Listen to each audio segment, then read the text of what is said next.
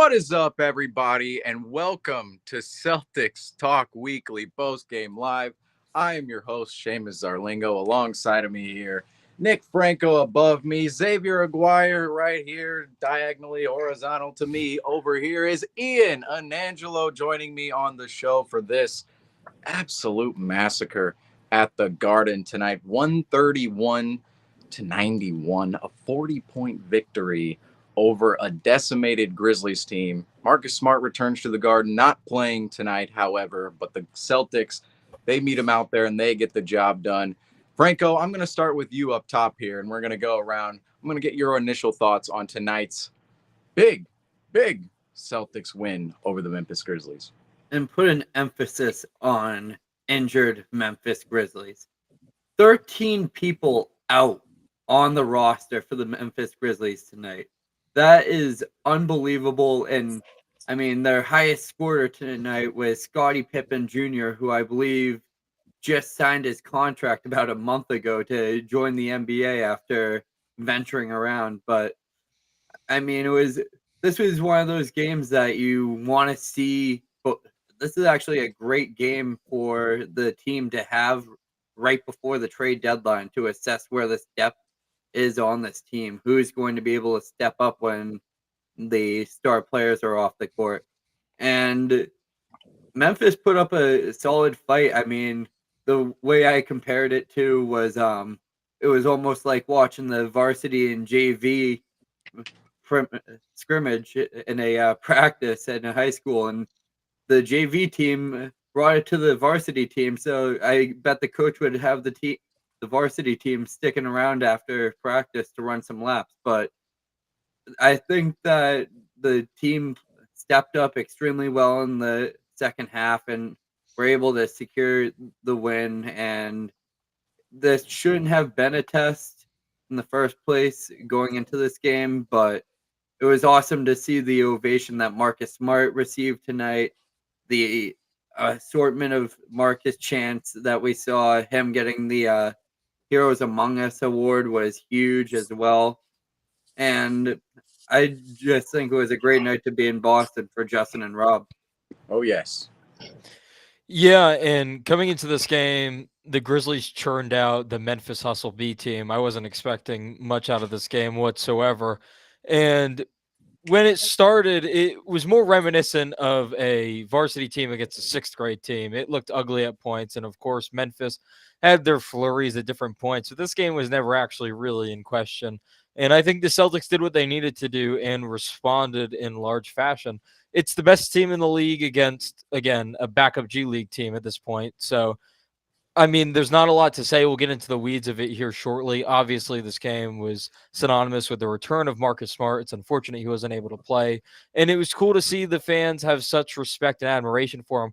I knew, obviously, Marcus Smart has such a large contingent of Boston fans that love him, but I wasn't exactly sure he'd get as much of a reaction as he did. I know that sounds silly to say now, but I thought maybe it'd be a little more ceremonial than it actually was. And it seemed like, just looking at the crowd and how much they embraced him, I think it also helped that he wasn't playing, so they didn't have to like cheer against this team and whatnot.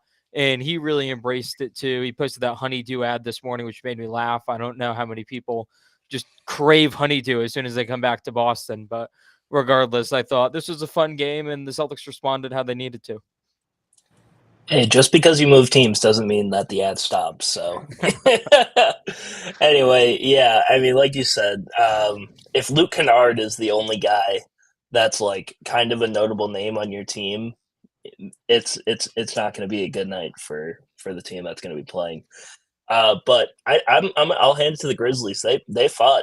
I really liked Jacob Gilyard. He's like 5'8", but he was cooking a little bit, and who was. I can't remember his name. I can't remember how you say it. It's going to be a theme, Ian. I mean, Jackson. I don't know. I know that's kind of vague, but anyway, it doesn't really matter. Oh, it was Gigi Jackson. He signed someone's shoe before. He had a bad shooting night, but he looked like he could be a solid NBA player in the future.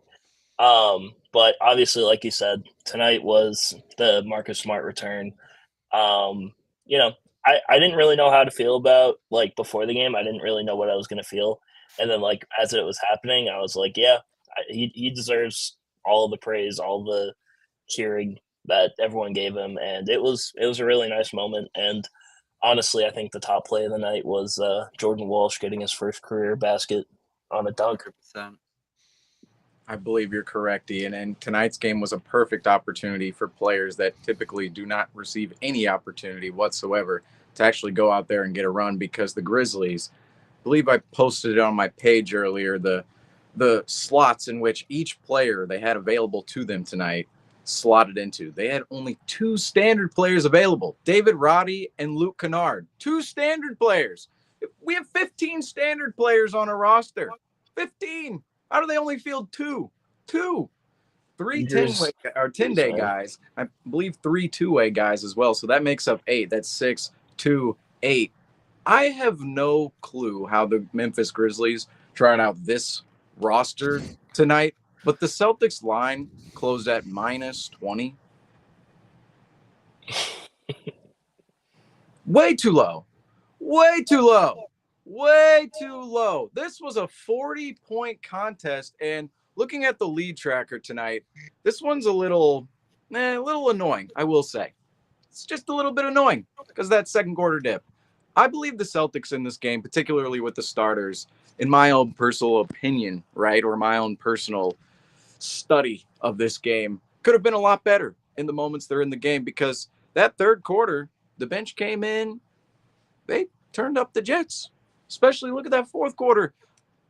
The end of the bench came in and really turned up the Jets. But the starters, what are y'all doing tonight? What are y'all doing tonight? Yes, there's a little bit of a surmounting of the lead before half, but my goodness, this should have been a better performance in the first half for the Celtics, I believe. And despite it being a 40-point game and it being mostly a 20-point contest throughout the second half, I thought the Celtics could have been better in the first half for sure. I don't think they respected their opponent at all. And I believe in this game, the Celtics, they did their job. Joe Mazzulla said it after the game. The Celtics completely did their job in this game. I don't think it was a pretty one necessarily. I thought it was a good opportunity for others to get a run in for certain. But in terms of the entirety of this game, I did want to see the Celtics be a little bit better in respecting their opponent, a little bit more detailed in playing tonight, because it's Xavier came on here a couple of weeks ago and talked about it's really important to build good habits over the season.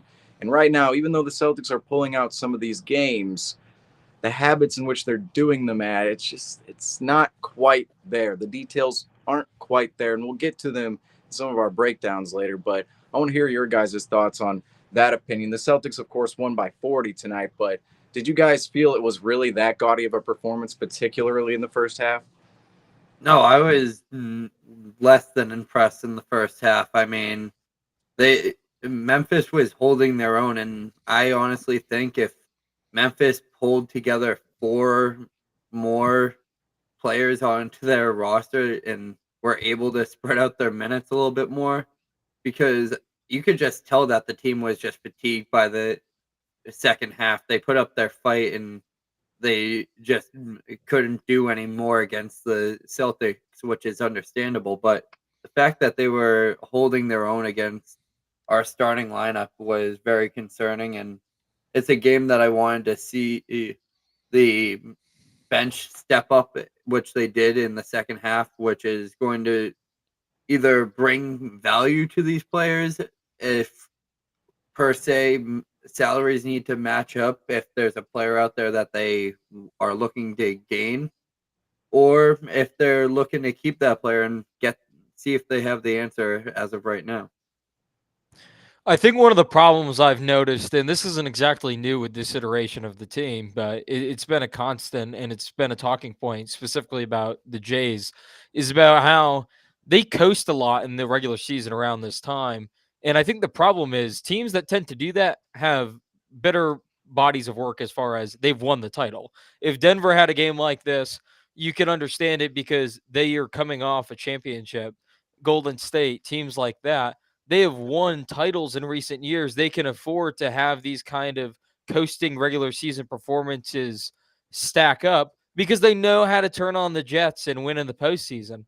Now, I understand that Boston was within 2 games of winning a title just a few seasons ago, but that is not winning at all. They don't know technically what it takes to win it all because they haven't done it yet.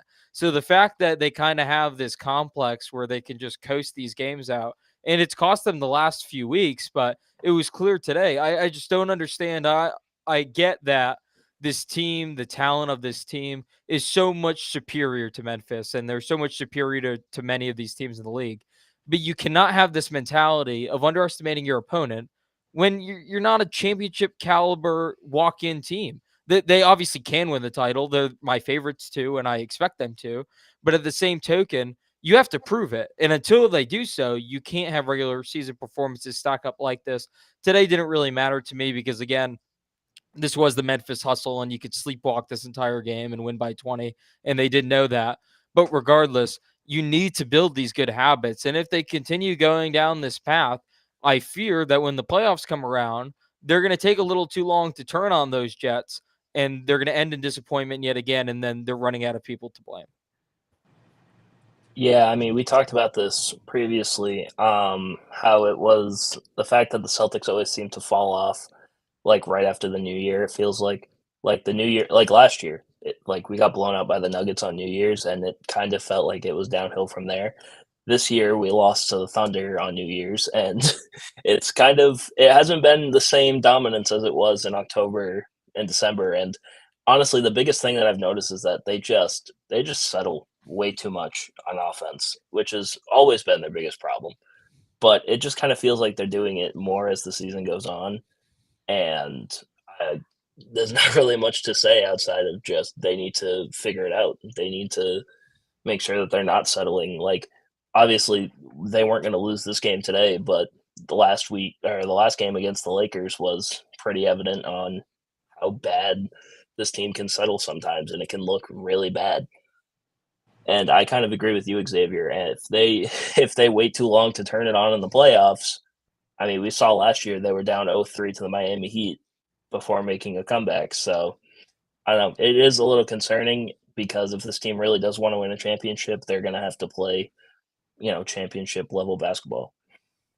And Ian, you touched on the offense, and a huge driver of that offense is our man, Jason Tatum, our player of the game tonight. Jason Tatum, spectacular performance in a spot where he's playing a team. I would consider this a little bit his hometown team, just a little bit. Memphis Grizzlies. St. Louis doesn't have a hometown basketball team, but every time the Celtics travel to Memphis, I feel Jason Tatum, there's definitely a big presence of St. Louis folks there to see Jason Tatum. So against one of his sort of kind of hometown teams, right, the Memphis Grizzlies, Jason Tatum came out tonight, 34 points, 8 rebounds, 7 assists, 1 steal, 12 of 22 on the night, and that three-point line, 6 of 12.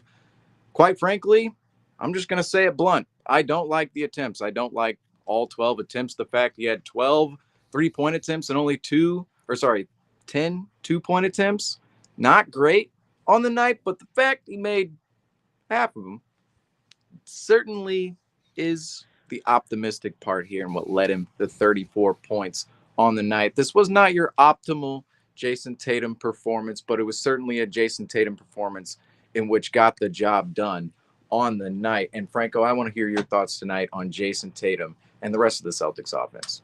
It was a real haphazard effort in the first half, it felt like, from the team. I mean, they were getting their buckets because of the mismatches that were blessed to them in the starting lineups. I mean, I would take any one of the Celtic starters to score on anyone on the Detroit Pistons tonight.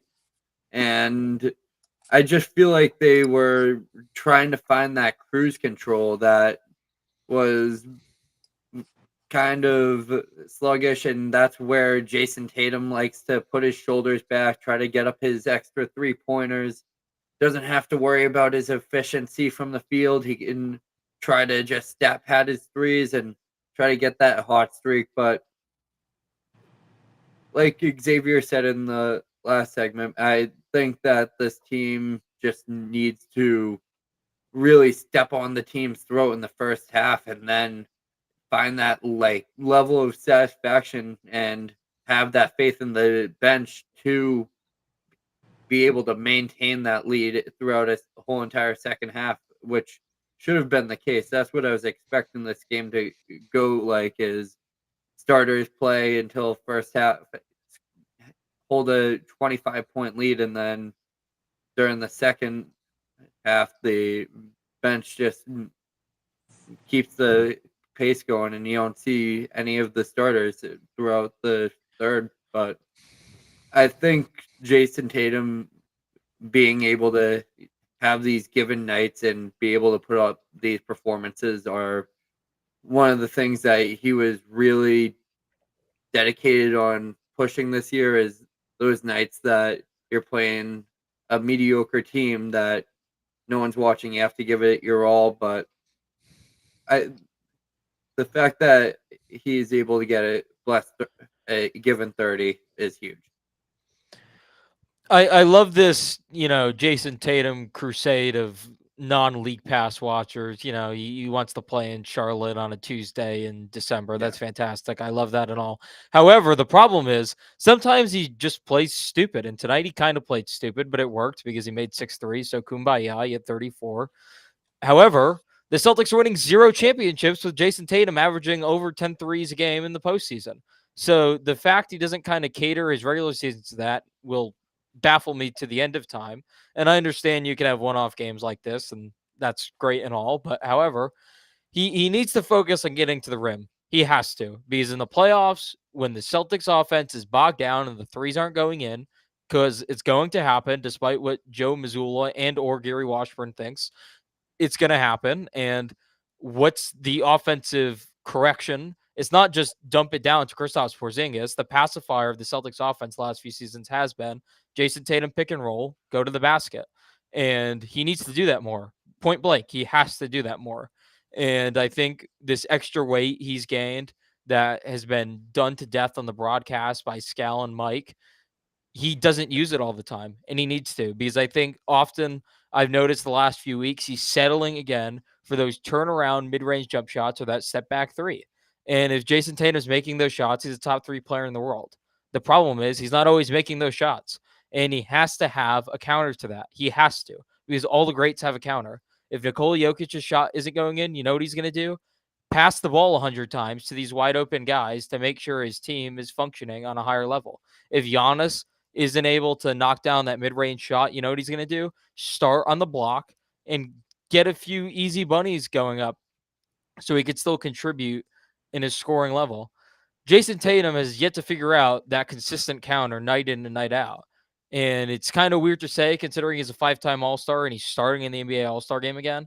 But there's this extra, at least half level, we all know he's capable of, and he all shows himself capable of throughout spurts in a season, but it's not anything long. It's not anything over a few months period.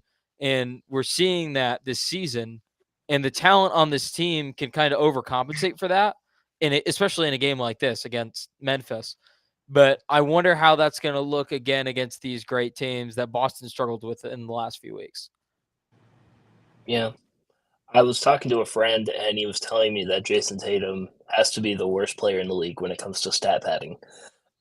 This was a game where it kind of felt like Tatum could have had 40 if he really wanted to. And, he had 34, and he still had a great night. But, it is kind of one of those things where it's there was a play in this game where he had Jacob Gilyard on him. Jacob Gilyard is 5'8", and he still went for a mid-range jump shot instead of driving all the way to the rim. And there is just kind of that thing where, I don't know if he'll ever get over it, but it just kind of feels like there's always going to be that one thing where it's all right, just go to the rim. We talk about this all the time. He's one of the best players in the NBA when it comes to going to the rim and finishing at the rim. He shoots. This is a career high this season. He's shooting 70% at the rim or something like that. That's what I saw on the broadcast. He's so good at getting to the rim. It's just he doesn't do it consistently enough. And it does get kind of frustrating at points, especially during the playoffs. But, I don't know. All we can hope for is that by the playoff time, he's, he's kind of starting to change a little bit. Maybe after the All-Star break, he'll, lock into a different gear. But that's kind of all we can hope for at this point. I really question what some players really want, because a lot of players say they want a title, they want to win a ring, but throughout a season, they don't really necessarily want to do the things it takes to win a ring. And by this, I mean being insane every single night. Every single night. This is a game where you can start to build those good habits as time moves on. This is a good starter, because certainly against the Lakers, it didn't happen. Certainly against the Clippers, it didn't happen. Certainly against the Pelicans and the Pacers, it wasn't happening. None of these games the Celtics have come out and looked particularly well in. Now, yes, a couple of them they've won, but tonight was a great game to come out and go, they're playing 8 guys. 3 of them are 10-day guys. 3 of them are two-way guys. 2 of them are standard guys we don't even respect. Luke Kennard and David Roddy. We are going to come out. We're going to go downhill. We're going to attack. We're going to attack. We're going to attack. And defensively, we're going to get up into them. We're going to get up into the grill. We're going to play with intent. And what happens tonight? It's not that at all. It's we can come out and win this game. We're going to go dap up smart. We're going to go play basketball, chuck up a couple threes, make half of them, and yeah, we're going to come out with this win. In no circumstance were the Celtics going to lose this game. In no circumstance. But the fact they came out and had the whimsical vibe of we're going to win this game just as they did the other night against the Lakers, when that didn't work against a better squad, against actual NBA players and former All-Stars, we forget about D'Angelo Russell being on that team. Against that team, they didn't do what they needed to do in order to win that game. They came out tonight. I thought it looked like much of the same, and the Celtics were able to get away with it because the Grizzlies were so bad. So bad. The Grizzlies shot themselves in the foot for a majority of this game, and the Celtics, it was handed to them on a golden platter. There was no way the Grizzlies were going to walk out with this game, and right now, I want the NBA to investigate this. For real. What is going on here? 40-point game, 8 players playing, 2 standard players. You signed 15 standard players. What's going on, NBA? Justin and Rob were in the building. They were in the building. They paid money for this game, NBA. What's going on? This game, to me, oh my goodness.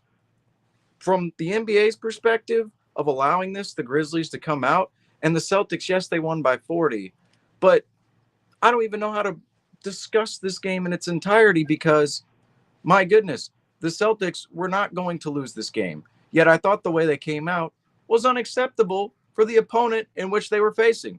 And I don't like when teams do not respect their opponents whatsoever. I think the best championship teams in time, they're the most competitive teams. They don't care who's out on the floor. They're going to go attack.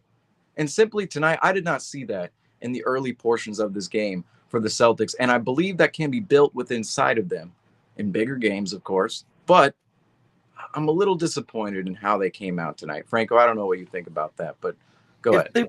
If they played at 100% tonight, getting down to the rim like we're talking about, getting their open threes, getting that groove early, they could have had a record-setting night tonight. Like, you will never have a night in the NBA that you have that easy of competition coming in against you. And that is just from... This is the opportunity. It's like to grow. Like, they could have, like, I was expecting like each quarter to be around like a 40-point performance from the team, and they were going to be able to pull their starting lineup by halftime. That was my goal, is just maybe work in Horford, maybe work in one of them at a time. Maybe if someone needs to get a triple-double. But I was like wincing watching Kristaps Porzingis on the court, like with 3 minutes left in the third quarter. There's no business for him to be hanging out there that long, especially against a team with this little talent. But maybe he was keeping them out there because they didn't perform up to the standard that they deserve to sit for the rest of the half, you know? I think one of the problems is if you look at sports, I'm going to cross sports for a second. You look at the Ravens team that just lost to the Chiefs. A big part of why they lost, in my opinion, was the fact they faced such little adversity throughout the regular season. And we've seen this throughout sports. A complete championship team usually can play with a lead, come from behind. They need that cycle of adversity throughout a regular season. And when I look at the Celtics team, they need a punch in the mouth so bad. And I hope that that Lakers game was a good punch in the mouth for them to kind of wake up and realize that they just can't coast this thing like they want to. They actually need to come out and play hard every night because I think the first few months of the season, they had that mentality. It was pretty clear the way they played, the energy they played with. It wasn't just the fact that they were shooting the leather off the basketball or the fact that it was all great because these guys got to play with each other for the first time with Drew and Kristaps and kind of had this inflection of new talent. And I think now, after that game, it's going to be interesting to see how they respond. And today, I don't want to say doesn't count, but I feel like genuinely it doesn't because of the squad that Memphis rolled out there. But I want to see coming up how this team responds throughout adversity because they need that adversity to totally be a true championship contender. And it's almost a good thing to me that they lost that Lakers game because I think they were a little bit too confident in their abilities and they just kind of were checking out of these games that they were getting blown out of. I think of the Milwaukee game. I think of the Clipper game. And those games got out of hand and they pulled those starters and they were like, oh, yeah, just a bad night. We're just going to keep on moving. And I think that Lakers game, because it was relatively close and the Lakers pulled away at the end and the score line looked as bad as it did against that team, I think that proved a good lesson as far as these starters are not invincible. They can get beat for an entire game. It's not just the fact that they don't have it for half a game and we're going to pull them. They cannot have it for an entire night. And I think that's important. And we'll see. They play Atlanta coming up. They play Washington. They go at Miami again. Not all these games are these massive barn burners that we expect the Celtics to lose. But at the same time, that's important because right now their biggest enemy is themselves. Yeah, I agree. I will say, to give them a little credit, this is kind of like the worst time of the year when it comes to the NBA. Is this like part of January and February right before the All-Star break? Like I get it is just kind of like the dog days of the NBA at this point. So like I can give it a little bit of leeway just because it is kind of a whole lot of games at a whole lot of time. You know, it's just kind of a slog to get through at points. But I do agree. If the Celtics want to be a championship team, they got to come out every night and they got to play like they want to win the championship. Doesn't really matter if they're playing, the Memphis Hustle or they're playing the the Denver Nuggets. You got to go out there and you got to play to win like you're trying to win a championship every night. This is a particularly soft part of our schedule, I will say. Grizzlies right now, today, of course. Next game, Atlanta, one of the worst defenses in the league. And then we close off the homestand with Washington. Great old Washington Wizards with Jordan Poole and Kyle Kuzma.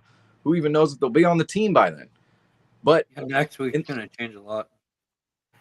But these games, this game frustrates me just a little bit in who the Grizzlies rolled out to play against us because I want all 82 games to be as competitive as the next. Obviously, that can't happen every single night. But for this to be the matchup, the Celtics were rolling out a fully healthy squad minus Jaylen Brown. I think Jaylen Brown plays in this game if the Grizzlies roll out a competent squad, period. If they have anyone out there, I think Jaylen Brown plays this game. I would not worry about his injuries moving forward at all. And it's a little frustrating. This was the matchup because I believe, Xavier, you're corrected. This game really doesn't matter. It didn't really move the needle one way or the other for the Celtics. But for me, it doesn't give me confidence that in the next matchup or the next couple of matchups, because I'm not really sure how much of an opportunity we're going to get. Atlanta, we'll see. Seems like we have some trouble running up and down the floor, playing to their pace more than ours most of the time, although we do have a win against them this season already. The next couple of games, the opportunity to grow and put I don't want to say put good wins up on the board because I think we're going to do that anyway in terms of the scoring margin. But like you said, build those good habits over the next couple of games against quality opponents. We're not really going to have that opportunity. We're going to be playing bad opponents. We're going to be able to get away with certain things like we were able to get away with tonight. And in the stretch, I think it is a get right stretch for the Celtics. However, this game tonight doesn't give me a ton of confidence that we're going to come out against a good team and play up to our standard, because we typically do play down to the standards of other teams. And for me, the competitiveness of the Celtics team, I want to see it be heightened just a little bit. I really do. I want to see tonight be more of what we saw in the fourth quarter with the bench. Those guys were competitive. Certainly the bench tonight, what happened in the fourth quarter, I think our bench, one of the better back end of the benches in the league, weirdly. Yes, we have questions about the right after Horford, our sixth man. We have questions right there with Pritchard, Cornette, Hauser. Then the back end, you look at a couple of those players, you go, okay, Lamar Stevens, Keita, they're not nothing. O'Shea Brissett, they're not nothing over some other bench players in the NBA. But tonight, the Grizzlies, some of their players, they're not used to playing all these minutes. Look at the Grizzlies minutes tonight, okay? 36 minutes for Gigi Jackson, 32 for David Roddy, 23 for Trey Jemison, who's on a 10-day deal. All right. Luke Kennard, 24. Jacob Gilliard, 36. And I'm not even going to TE. Do you guys know I'm talking about, Mr. TE out here? Woma. It's not as hard as it looks. It's a Woma, I believe. I could be wrong. Yeah. I believe Iwoma. That's what it is. Tosan Iwoma, 30 minutes tonight. Scottie Pippen Jr., 27. Matthew Hurt, 30 minutes. So all these 10-day two-way guys not used to playing this many minutes. I will disclaim in the fourth quarter. What an opportunity for them. The bench taking off in the fourth quarter certainly had something to do with these minutes, but I'm still impressed by our bench tonight and some of their numbers they were able to put up in the performance late in the game, because I believe their competitive spirit was in the right place. But I want to ask you guys, out of all of our bench players tonight, who impressed you guys the most? And we'll start with Franco. I got to go Keita. Another solid performance off the bench for him. I mean, he's making a really good case to have that 15th spot, and no additions even need to be made to this roster at the trade deadline, which is probably the route that this team will lead towards. But 8-8 is huge in 10 minutes. I mean, the efficiency's there, his ability to rotate in and play that big man, solidify the paint. I just see him. If there's still some things kinks he needs to work out in his game, obviously he needs to get more in tune with the team. Or I just feel like once he gets those IQ moments down, like learning those slides on the defensive side, he will be probably a good backup big for years to come for a team. Yeah, I want to give a shout out to Walsh, because I think although he looks very uncomfortable when he has the ball in his hands as far as dribbling goes, his passing is really good. I think that's an underrated part of his game. I liked his decision making. I liked his length on offense as well. And his activity is something that they talked about as soon as they drafted him out of Arkansas. And I think that really translates to the NBA game. I just hope he becomes a little more comfortable. But as far as who impressed me the most, I'm probably going to go Keita as well. I just think his physicality is fantastic as a backup big. I think he's really starting to understand touch around the basket. He's just so old school physical, and I love that about him, because I think that's kind of lacking in today's NBA as far as just these hard-nosed, tough, take no nonsense guys. I really like that about him. I like how hard he tries. I like how much he cares. Just everything he brings, those intangibles, means something to me. And I think if he continues to get run, he can be a decent backup big. I still think they need someone at the deadline. But as far as those luxury guys at the end of the bench, I think he really is blossoming into one of them. Yeah, I mean, I'm not going to lie to you. I was not really happy with most of the bench play. I guess, obviously I could talk about Keita. Keita was, he was great tonight. He played kind of insane. Like he was one of the only players that kind of played like there was only the G League out there. Like he was absolutely kind of being dominant anytime he was down, either on the block, he was dunking everything, he was grabbing rebounds. I mean, he had 8 rebounds in how many minutes did he have? 10. 8 rebounds in 10 minutes. That's insane. Luke Cornett, actually, too. His rebounding. I wanted to shout out Luke Cornett. He had 8 rebounds, too. And it kind of felt like he was just grabbing every single rebound that he saw. And that was cool. But I'm not going to lie, I was not really a fan of Peyton Pritchard or Sam Hauser tonight. I really thought that this was a game Peyton Pritchard was really going to take over in. And I was kind of disappointed. He missed like a lot of wide open shots. He made a lot of kind of careless turnovers, and I don't know.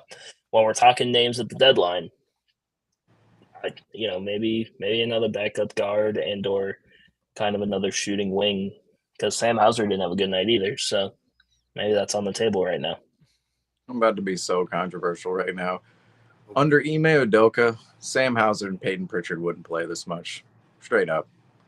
No. The amount they play, it's almost like, okay, you kind of have to play because they're there. There's no one else, yeah. But yeah, there is. There is, but you slot in those guys, you realize that they have more intangible problems with them as well. And right. I believe Sam Hauser and Peyton Pritchard offensively, Sam Hauser defensively, and Peyton Pritchard's size defensively too. Just huge problems for the Celtics off the bench this season. And I believe part of the third quarter problems the Celtics do have is when the Celtics starters start the third quarter off all right, but then we're inserting Sam Hauser into the game. We're inserting Peyton Pritchard into the game, and teams are absolutely obliterating mismatches on those two guys because they're awful defensively. They're absolutely awful defensively, and it's one of those things where you look at it and go, there's not too much else out there, but we can't necessarily rely on these guys for the entirety of the game. And I think that's what gets our bench in trouble a lot. But this question originally, who was the most impressive off the bench? This was clearly a lob to Keita. And I want to see the Celtics do more of that because Keita, I was watching film the other night of the Lakers game, could have had 20 points that game. Could have had a 20 and 10 game in that Lakers game the other night. And there are moments where the Celtics get the ball to the 7-footer. He's 7 foot tall. He's towering over everybody defending him.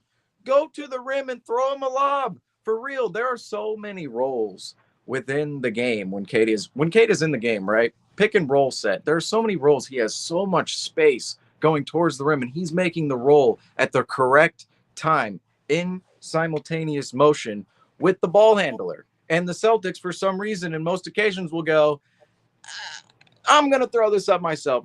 I'm going to look for a three.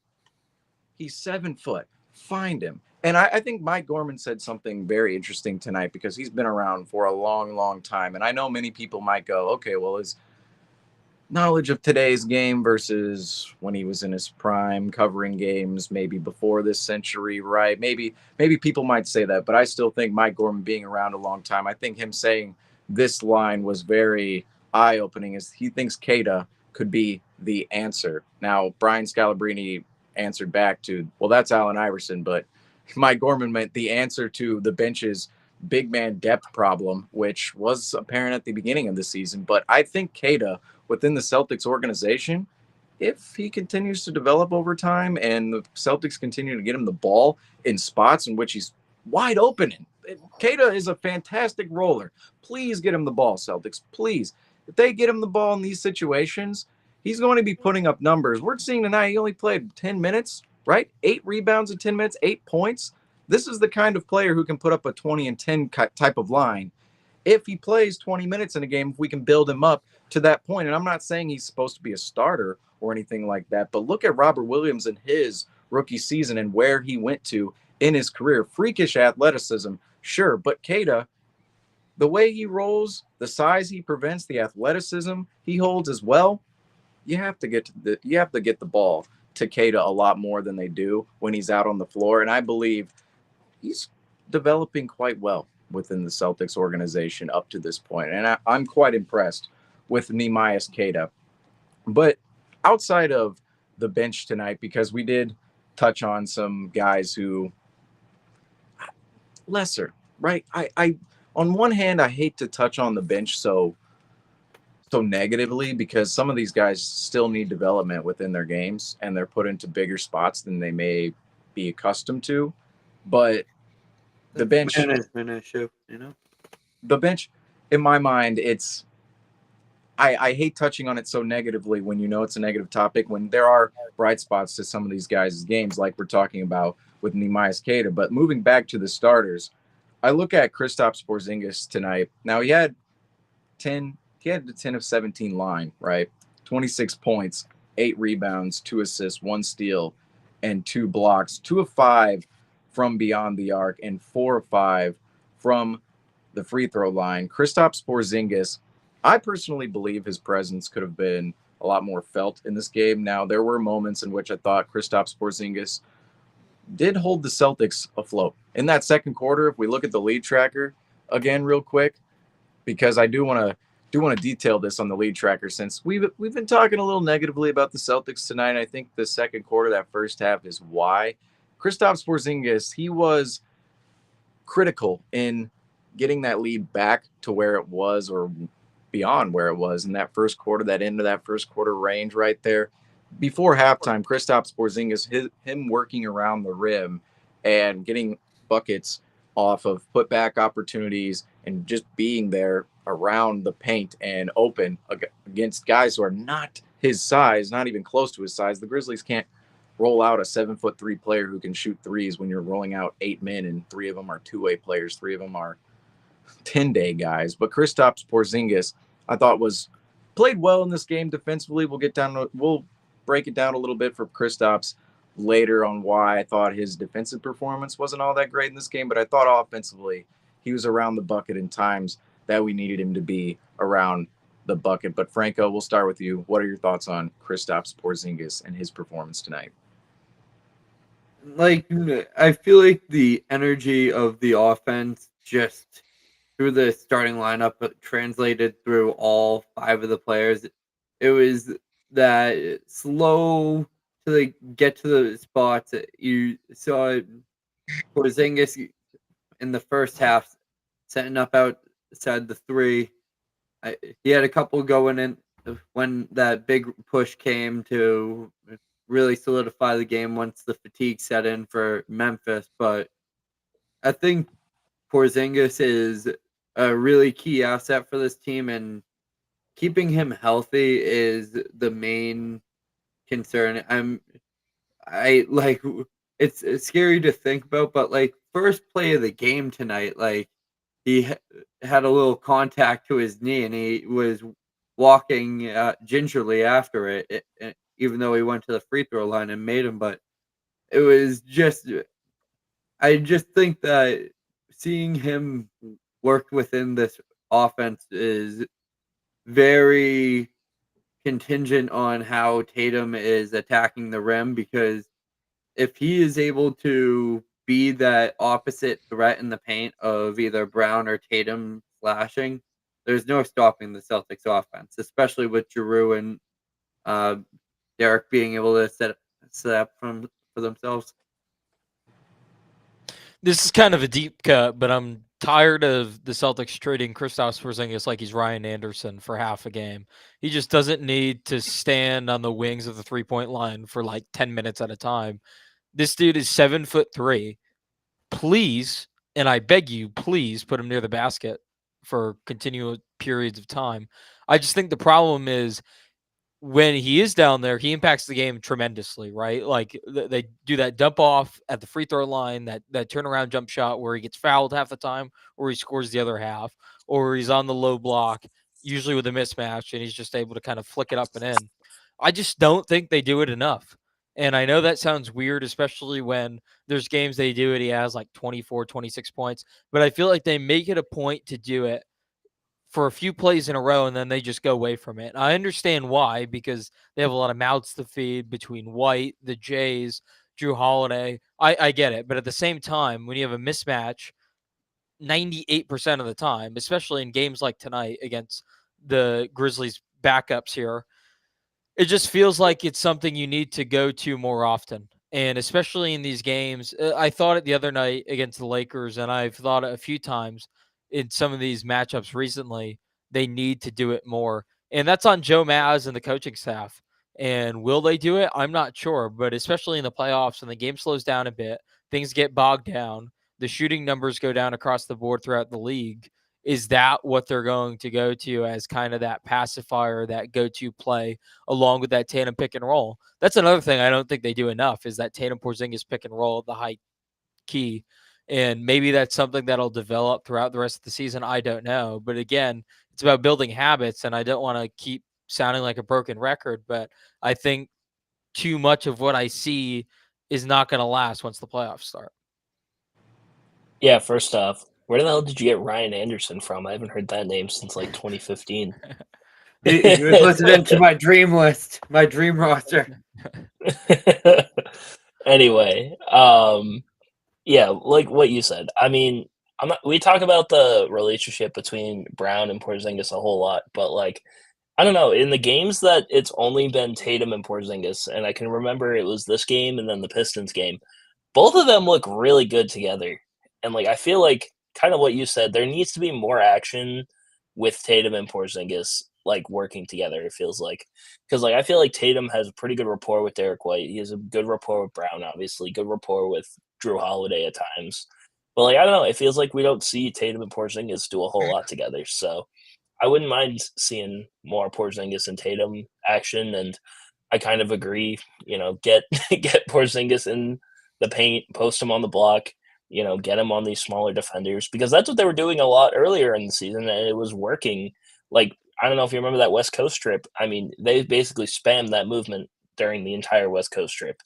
It was Kristaps Porzingis at the free throw line, shooting over guys like Kevin Huerter, and they were just going in every single time, or he was going to the free throw line. So maybe that's another reason why the offense feels stagnant, because they don't do a whole lot of stuff like that anymore. But I don't know. I can only hope that it's coming back soon.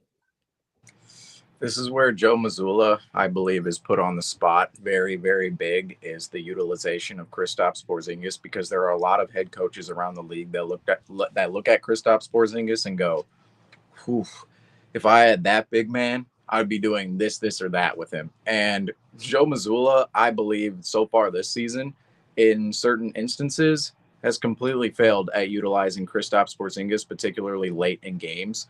And I think early in games, it's okay to say that they've been good at going to him and getting him those low post opportunities and getting him opportunities that are more accustomed to his size relative to the mismatches he owns. However, as the game goes on, I expect teams to adjust to that. I do. When you have Kristaps Porzingis consistently attaining a mismatch down on the low block, you have to find a way to counteract that if you're a team.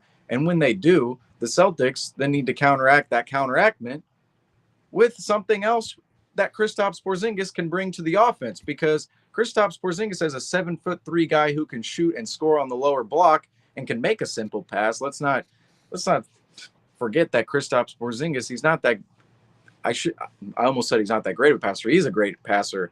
He's not the greatest passers in the world, but he can make a great pass. That is, and I think in certain moments, in late moments in games, I don't see the extra utilization of Kristaps Porzingis, where I believe other head coaches who have more of a feel for what their philosophy is. Joe Mazzulla has only been a head coach for 2 seasons now, and he was thrown into the job. He didn't exactly have time to build up a philosophy over time. We don't even know what coaching tree he comes from right now, and if he'll ever really have that tag to him coming from a particular coaching tree like Ime Udoka and Mike Budenholzer and others around the league who came from Greg Popovich's staff.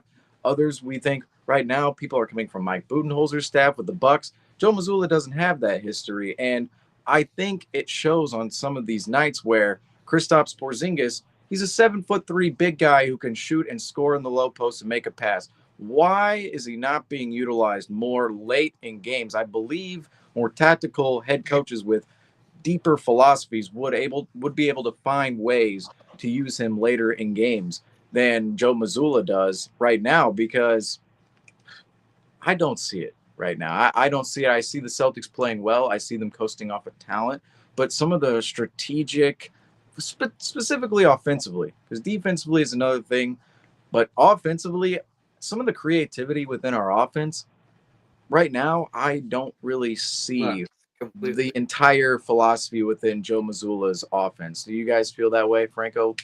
Lex completely. I mean, last year you kind of felt as almost gives you the same feeling. I know we can't really complain about this in a 40-point win, but late in game, you need to feel as if there's more of a threat than Tatum. And the fact that it's all 5 players on the court in the end of games are a legit option to score that final game-winning shot or that get those key points down low and be able to spread it out. I just don't think Missoula's found that out. I mean, I feel like if you gave this roster to any all-star caliber, any like great coach like a Eric Spoelstra or a Greg Popovich, they would be having a field day playing with their schemes that they can put together and the philosophies they can enforce upon this great team. But Missoula just doesn't have that just yet, so it's kind of molding, um, getting molded by the fire right now. I don't even think it has to be a coach of that caliber. I Yeah, just think the big issue with Joe Mazzulla, it's very simply is no feel. He just has no feel of how these games go. He has a philosophy and he sticks to it, and that's great and all. But you need to understand how to adapt when Plan A is not working, and his Plan Bs suck. Let's just say it how it is. They're terrible. They don't work, and when the threes aren't falling, the Celtics tend not to look great. And he doesn't have this awesome plan. His whole thing is law of averages. They're great shots. He loves to say that phrase. They're great shots. Even if they're not going in, they're great shots. But at what point do you think to yourself, okay, yes, a wide open three is a great shot. I will not argue that. You want to know it's a better shot? A two at the rim. That is a better shot inherently.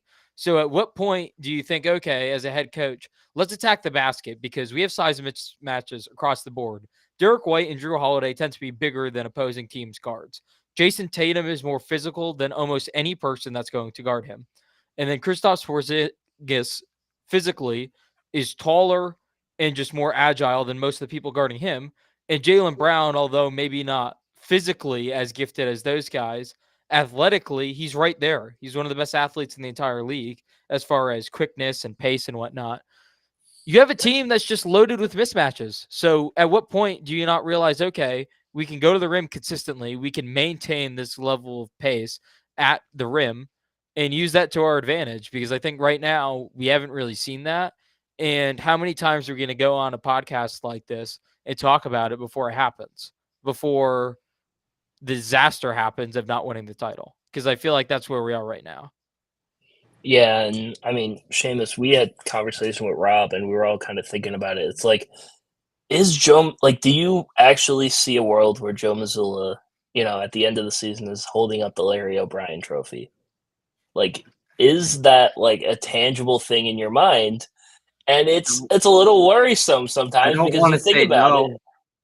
I know you don't want to say no, but like you also got to think about it. It's like, is it a tangible thing that's actually going to happen? Can you actually see at the end of the season?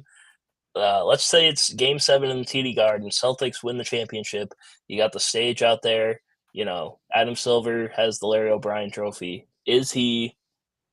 Do you see Joe Mazzulla being that guy that gets handed the Larry O'Brien trophy at the end of the season?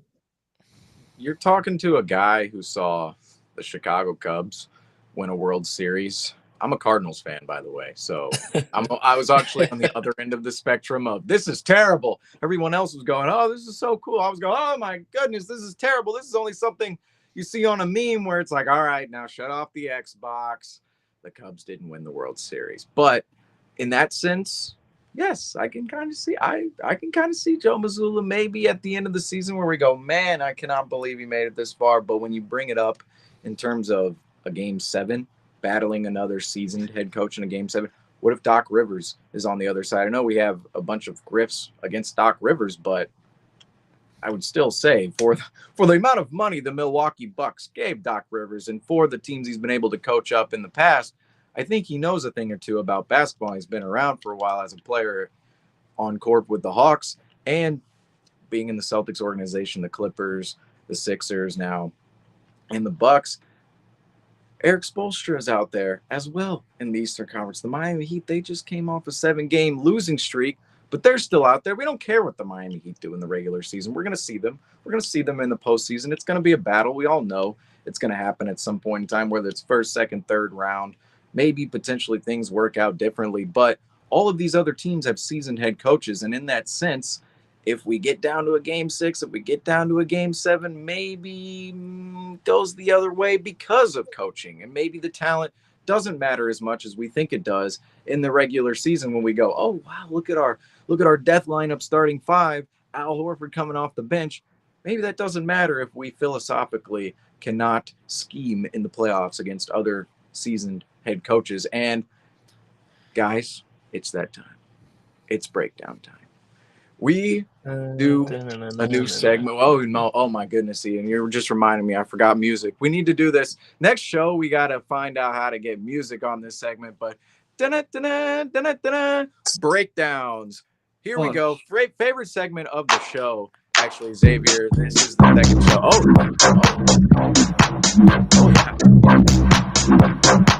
Yeah. First breakdown. Here we go.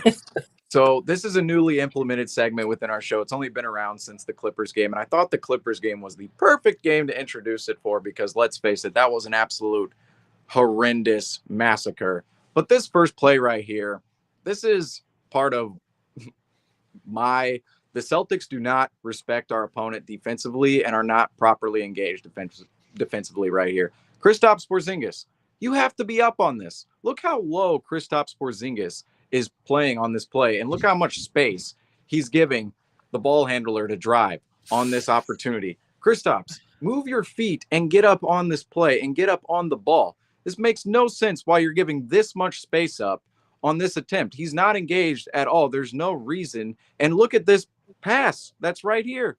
Look, the roll man is right there in the middle of the paint, and Luke Kennard, this is where my point of the Celtics really didn't have to do too much. And along with some of our other points tonight of the Celtics really just had to come out, lace up their shoes, put on their jerseys, come out and play a basketball game and win this game because the Grizzlies really shot themselves in the foot for the majority of this contest. Right here, throw the ball to the roll man, Luke Kennard. Kristaps Porzingis, he's playing so low on this. He's giving them so much space, playing so low. Throw the ball to the roll man because right now, look at him. He's going to have either an open layup or Al Horford is going to have to step over and help this. And he's going to have an open swing pass to the corner because Tatum is splitting 2 on the corner or the wing, or you're going to have another swing pass over to the wing for an open 3. But what happens on this opportunity right here, this is where the Celtics are completely bailed out. They give up a bucket right here, but it's not a bucket because Luke Kennard tries to make this pass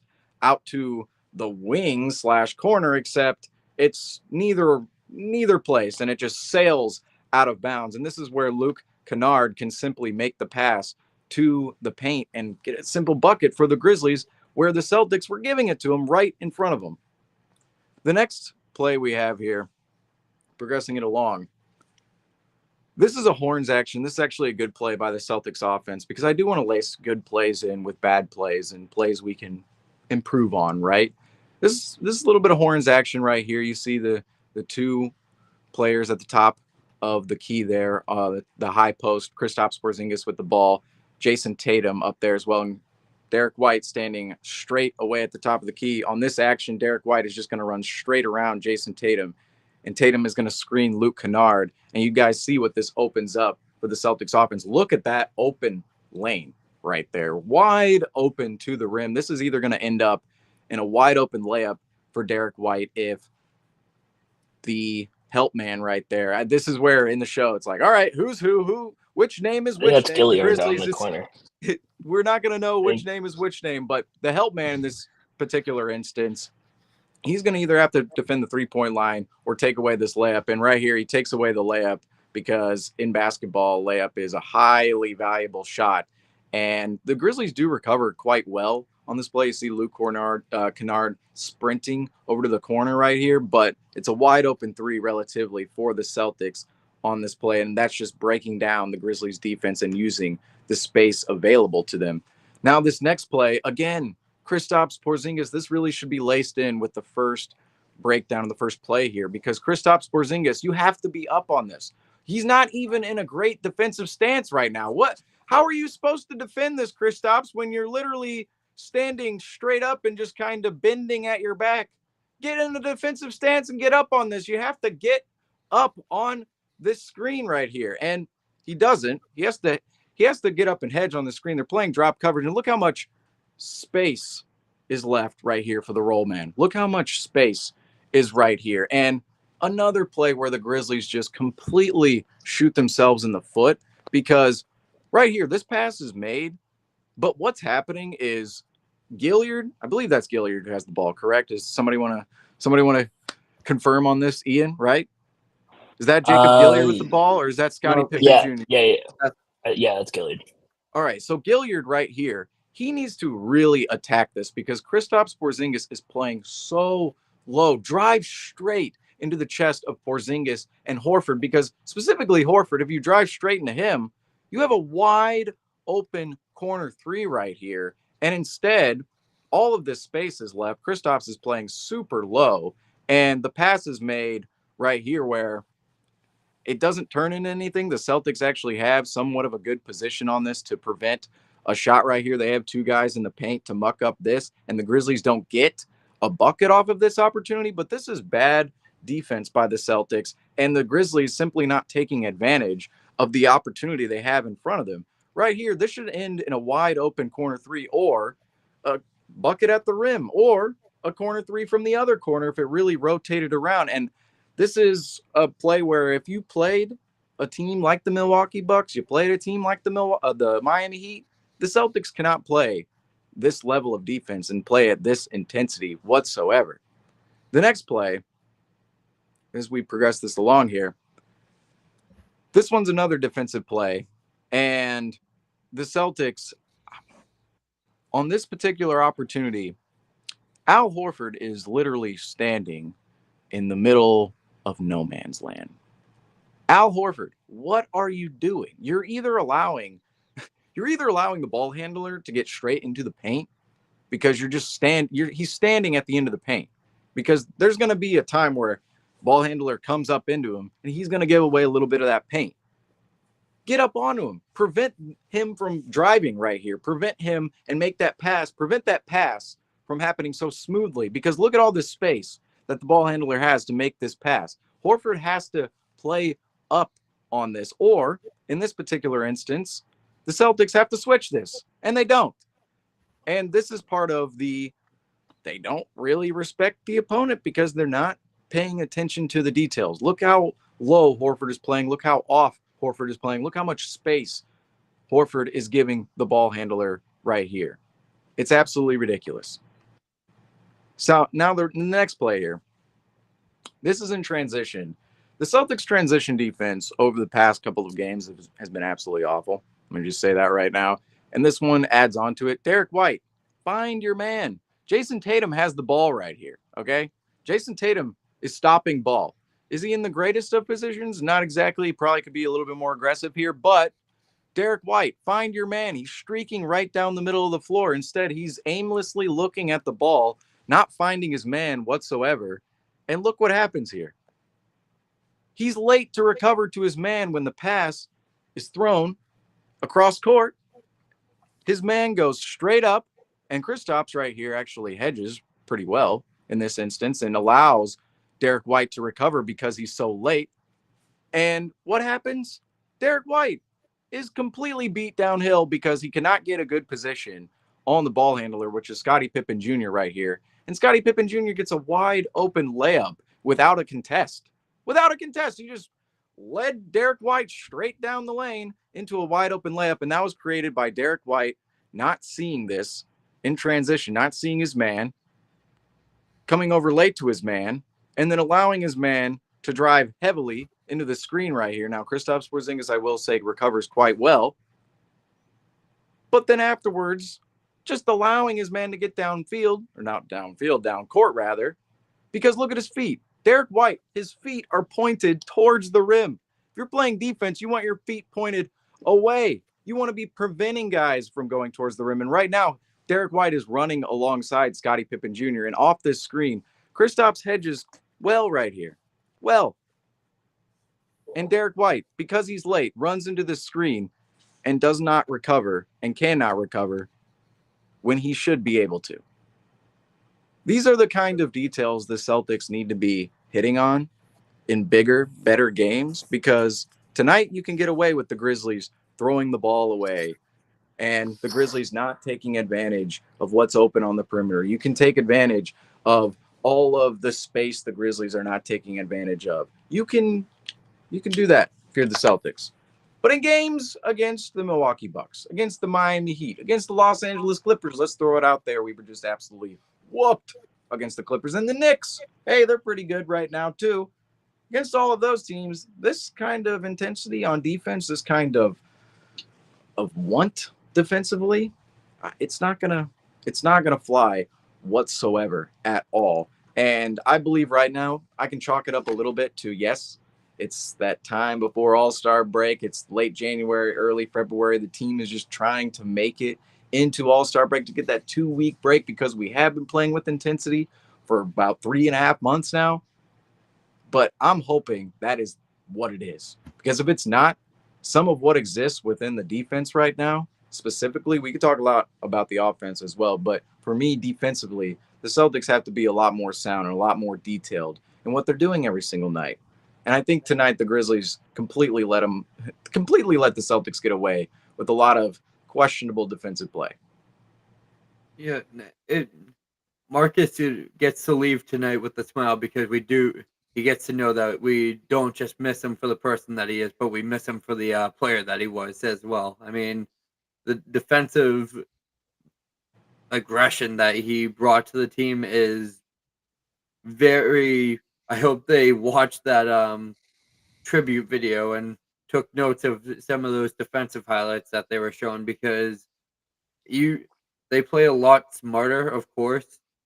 It's a lot more they try to play a much more pretty game of basketball, but to win championships, you have to learn how to win ugly. And I think that's what I really need to see from this team after the All-Star break. Is I want to see them get ugly, not in like performance-wise, but I want to see some grudge on the defensive Grit, side. some toughness. Oh, someone knocks someone to the ground and talk back to him. I want to see someone run his mouth. I want to see Jason Tatum hit a 3-pointer and just scream, "I'm him again." Just like I miss that aggression. Sure, we have Jaylen Brown do his slams here and there, but there's no all right, these guys are here for war. They're not here to win a championship. They're here to win a battle. And that's what this team needs to learn how to do. Jaylen Brown's awfully stoic. Jason Tatum just simply does not have that leadership mentality as far as being vocal, being tough. Right. Usually when things aren't going his way, he kind of compartmentalizes. I can't say the word, but you know what I'm trying to say. Compartmentalize. Thank you. And the short of it is he just kind of gets whiny. I mean, let's just call it how it is. And those two guys being the faces of your team, not having that leadership gene as being vocal and being tough is kind of a problem that I've noticed in the past. And I think right now you need one of those other guys to step up, whether that's Al Horford, who again, not really his personality, Drew Holiday, not really his personality. You just need someone to just have that tough gene, but also just say it out loud, show it on their face. I think the guy that poses the biggest ability to be able to do that is Jason Tatum. But I think that comes back to Joe Mazzulla pulling him aside and say, hey, man, every time you don't get a foul, you don't want to know what I don't want to see? This.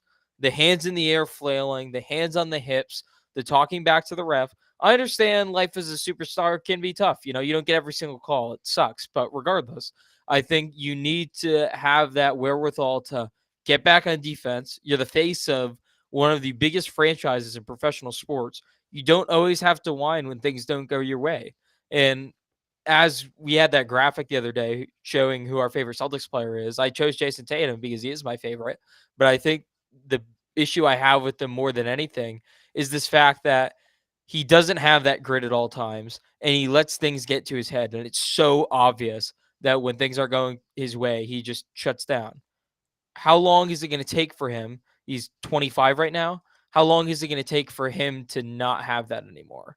And it's one of those things at this point, are you what you are, or is that kind of a progression that he can have? I don't know. Yeah, and obviously, like we're all Celtics fans. We all love this team. We all love the players on this team. I, so like when we talk negatively, it's not because we actually have any disdain towards the Celtics or the team as a whole. It's pretty much just because we expect a lot out of them. We expect a championship. We expect the Celtics to be the best team in the NBA, like they have been. But you kind of want to see it in a more dominant fashion. So. But yeah, I agree with you. There is times where you can tell when things don't go right that they kind of tend to crumble. And we've seen it over the last few years in the playoffs. We've seen it during the regular season. I mean, it just kind of happens too often. And you just got to hope. I kind of wish I had more to say about it, but the thing in the end is you pretty much just got to hope that this season is the year that it doesn't happen. This is the year that obviously you don't have Marcus Smart anymore. You don't have that rah-rah guy that's going to hype you up, 24/7. But, it also kind of now it's on the shoulders of Tatum and Brown. You guys are now the leaders. When things are going wrong, what are you going to do? Are you going to, hype up the team? Are you going to be the guy that's going to yell in the locker room, maybe throw a chair, punch a picture frame? What are you going to do what are you going to do to hype up the team? And obviously you don't always have to be that guy. You don't have to do what Marcus Smart did all the time, but you just kind of have to be a leader, and you have to be the vocal leader at times. Like, I don't know. I'm hoping that there's a time in the playoffs this year where we see, like, they're cut to the bench, and Jaylen Brown is just kind of ripping into guys, like he's just yelling at the team, or Jason Tatum is ripping into guys, yelling at the team. That's kind of the thing that I'm hoping to see, at least just at some point in time in the playoffs, just to, see that they still have that determination and that fight in them. Well, personally, I believe this Celtics team right now is going through all the emotions, not the emotions, right? Because there's so many things this Celtics team can be hitting at right now, which they're not. And I believe that it can be looked at in the light of this team isn't as intense as teams as we've seen in the past. Because I think of three personalities who were in the locker room every single day 2 years ago. Okay, one of them was out on court tonight on bench for the other team. Marcus Smart, another one Robert Williams, and the third Ime Udoka.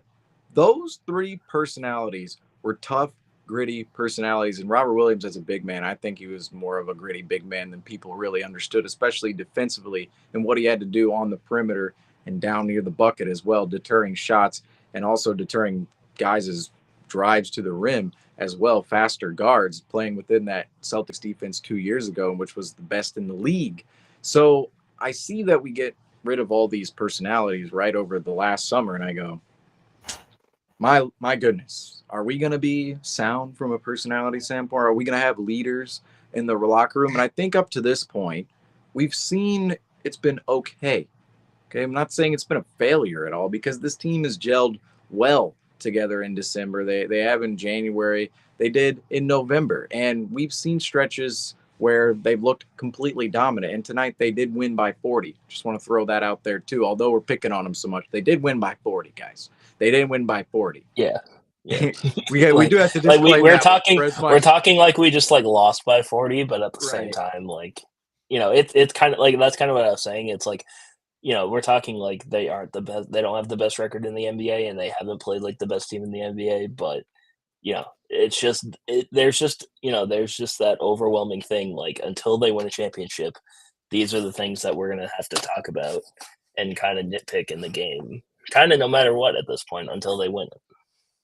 Correct. And right now, I think the Celtics, they're going through all the motions in which they're doing, but I think they do them at a higher level because I think on defense, the scheming the Celtics come up with, whether it's playing the zone or playing straight man, and then their rotations in which they're coming up with, I think they're schematically sound defensively, but I don't see the intent and I don't see the effort always being there.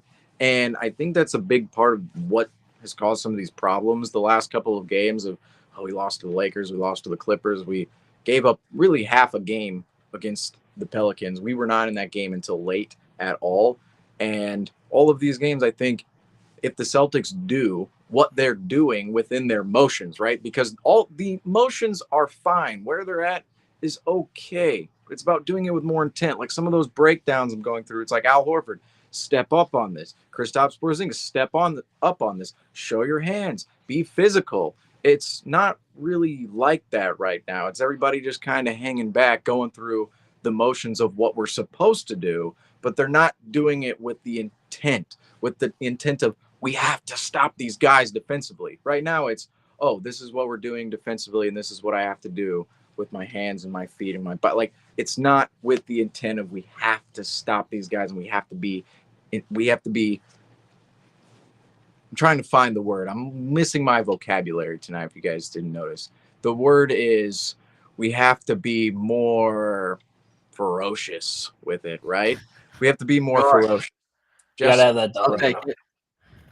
And I think as the season moves along, we do see there are more opportunities on the schedule for that to happen. Ian, we sat down the other night. We went through the schedule, and oh my goodness, we have a little bit of a gauntlet coming up in front of us after the soft part of the schedule, just a little bit. And I think that will be an opportunity for the Celtics to build good habits and get past some of the games we've seen this past month where it's just been, we might have came out with the win, not the greatest in the world, or just completely blown off the court, whether it was in deep fashion against the Clippers or just progressive, slow bleeding fashion against the Lakers. I think the Celtics do have an opportunity in front of them to right the wrongs from this month or this past month we've seen.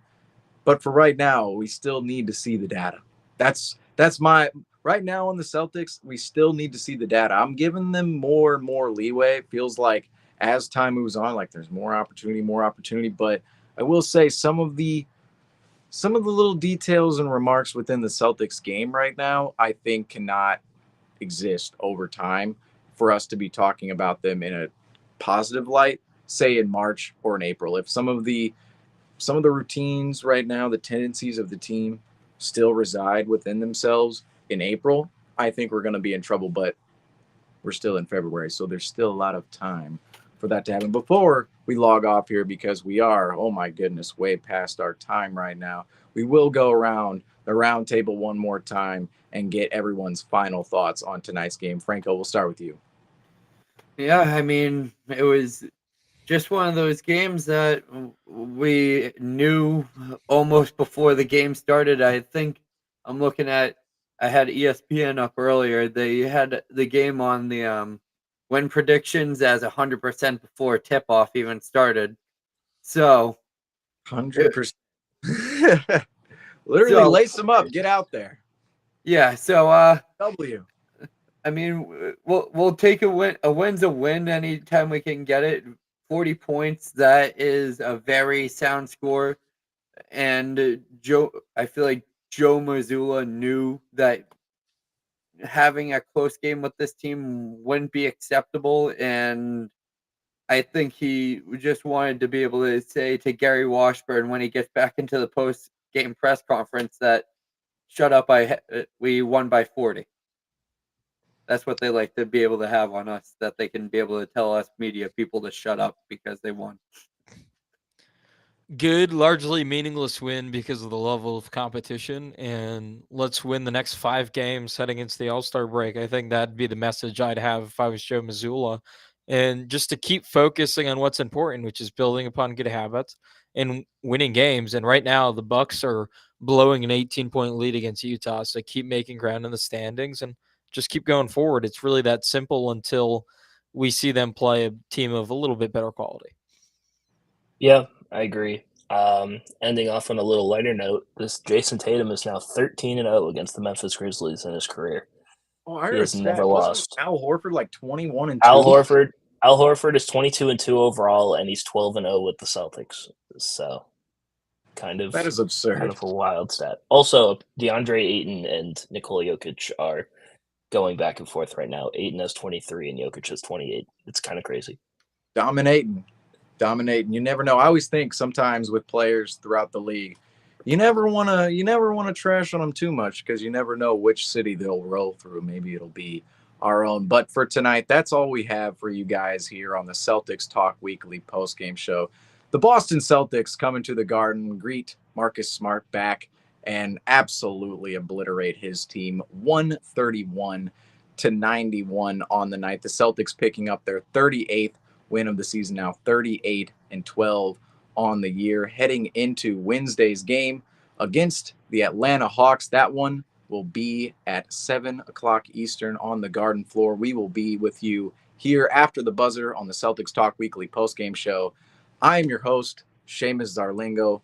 Up above me is Nick Franco, over here Xavier Aguirre, and right here Ian Anangelo. Don't forget to join us on our next show. But as I always say, thank you all for listening, and go Celtics.